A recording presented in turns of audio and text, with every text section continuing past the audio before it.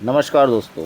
हम में से कितने लोगों ने ऐसा महसूस किया होगा कि जब भी हम बहुत दुखी होते हैं, परेशानियां चारों तरफ से हमें घेर लेती हैं और ऐसा लगने लगता है कि अब जीवन में हमारे लिए कुछ बचा ही नहीं है। हम पूरी तरह से टूट जाते हैं। ऐसी विकट परिस्थिति में भी हम अगर भगवत गीता का सार पढ़ लेते हैं तो अचानक से ही हमारे अंदर एक बदलाव शुरू हो जाता है। हमें ऐसा लगने लगता है कि सारी परेशानियां और सारे दुख काल्पनिक हैं और तुरंत ही हमारा मन शांत होने लगता है। ऐसा किस किस के साथ हुआ है, कमेंट्स में ज़रूर बताना। तो दोस्तों, आखिर गीता सार में ऐसा क्या है जो हमारी मनोदशा को तुरंत बदल देता है? क्यों उसे पढ़ने के बाद हमें असीम शांति का एहसास होता है, जानेंगे आज के इस वीडियो में। आप देख रहे हैं चैनल आध्यात्मिक साइंस विज्ञान सूक्ष्म जगत का। तो दोस्तों, शुरू करते हैं आज का ये बेहतरीन वीडियो। जो हुआ वह अच्छा हुआ, जो हो रहा है वह भी अच्छा हो रहा है, और जो होगा वो भी अच्छा होगा। तुम्हारा क्या गया जो तुम रोते हो, तुम क्या लाए थे जो तुमने खो दिया, तुमने क्या पैदा किया था जो तुमने नष्ट कर दिया, तुमने जो लिया यहीं से लिया, जो दिया यहीं पर दिया, जो आज तुम्हारा है वो कल किसी और का था और परसों किसी और का होगा। परिवर्तन ही संसार का नियम है। दोस्तों, हम सब जानते हैं इस गीता सार में लिखी हुई सारी बातें, सारे सब एक अटल सत्य है। बस फर्क इतना है कि हम इसे हमेशा से अनदेखा करते आए हैं और शायद कुछ लोग इसे ठीक से समझ ही ना पाए हैं। वैसे तो गीता सार बिल्कुल आसान शब्दों में लिखा हुआ है, इसे कोई भी आसानी से समझ सकता है, पर क्या यह सच है कि वह इतना आसान है? तो दोस्तों, पहले हम गीता सार को अच्छे से समझने की कोशिश करते हैं, फिर हम जानेंगे कि इसे पढ़ने से हमारे दिमाग में, हमारे मन में क्या असर पड़ता है। तो जैसा कि शुरुआत में लिखा है कि जो हुआ वह अच्छा हुआ और जो होगा वह भी अच्छा होगा। दोस्तों, इसका मतलब ये होता है कि ईश्वर ने हमारे लिए कभी कोई बुरा वक्त बनाया ही नहीं है। नहीं तो श्री कृष्ण इतने विश्वास के साथ ये नहीं कहते कि जो भी हो रहा है वह अच्छा हो रहा है, क्योंकि दोस्तों, इस दुनिया में जो भी परेशानी है वो हमने खुद अपने लिए बनाई है, और ज़्यादातर परेशानियां तो सिर्फ हमारी सोच के कारण है। फिर चाहे वह विचार बीते हुए कल का हो या आने वाले कल का।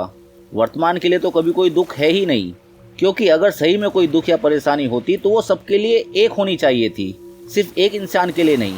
जिस तरीके से सूरज की गर्मी सबके लिए गर्म होती है, वह किसी के लिए ठंडक का काम नहीं कर सकती। लेकिन हमारा जो दुख है वो शायद दूसरों के लिए दुख ना होकर खुशी का कारण हो।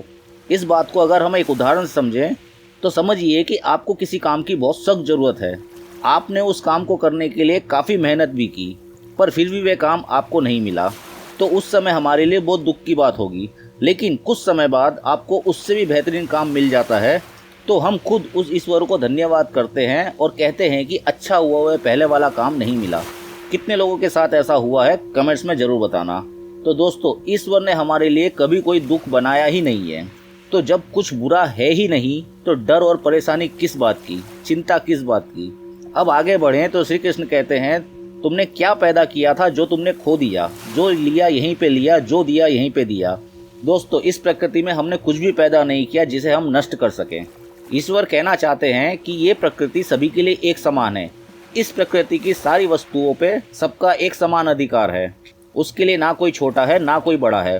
फर्क है तो बस इतना ही कि कौन इसे बेहतरीन तरीके से इस्तेमाल करना जानता है। ये सारी चीज़ें इस प्रकृति में पहले से ही मौजूद है और मौजूद रहेगी, बस रूप बदलती रहेगी। यहाँ पर कुछ भी किसी का नहीं है। इस प्रकृति में जो भी वस्तुएं हैं, जो भी धन दौलत है, जो भी रिश्ते नाते हैं, वो सब यहीं के लिए हुए हैं और जाते समय यहीं पर इस्तेमाल करके छोड़ जाना है। उदाहरण के लिए, आपने पैसा कमाया, उससे आपने आराम के लिए कुछ सामान खरीदा, सालों बाद वह सामान खराब हो गया, आपने उसे फेंक दिया। तो ना हमने उसे पैदा किया, ना हमने उसे नष्ट कर दिया, बस हमने उसका इस्तेमाल किया। तो जब कुछ हमारा है ही नहीं तो खोने का डर कैसा। अब और आगे बढ़ें तो श्री कृष्ण कहते हैं, जो आज तुम्हारा है वो कल किसी और का था और परसों किसी और का होगा।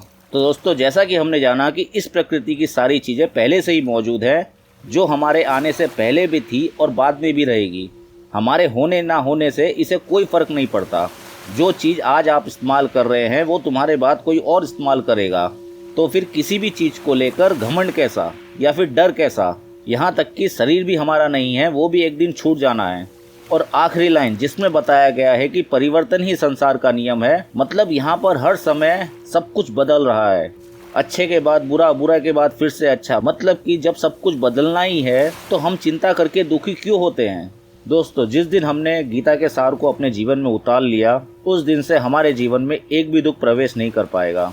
तो दोस्तों, मुझे लगता है कि गीता सार को हम अच्छे से समझ चुके हैं। वीडियो लंबा होने के कारण इसे यहाँ पर ही समाप्त करना होगा। इसके नेक्स्ट पार्ट में हम जानेंगे कि जब हम किसी परेशानी या दुख भरे समय में इसे पढ़ते हैं तो ये हमारे दिमाग पे कैसे बदलाव करता है, जिसके कारण हम सारी चिंताओं से मुक्त हो जाते हैं। तो दोस्तों, आज की वीडियो में इतना ही। वीडियो कैसा लगा कमेंट्स में ज़रूर बताना, और जाते जाते चैनल को लाइक और सब्सक्राइब करना ना भूलिएगा। तो मिलते हैं नेक्स्ट वीडियो में, तब तक के लिए नमस्कार।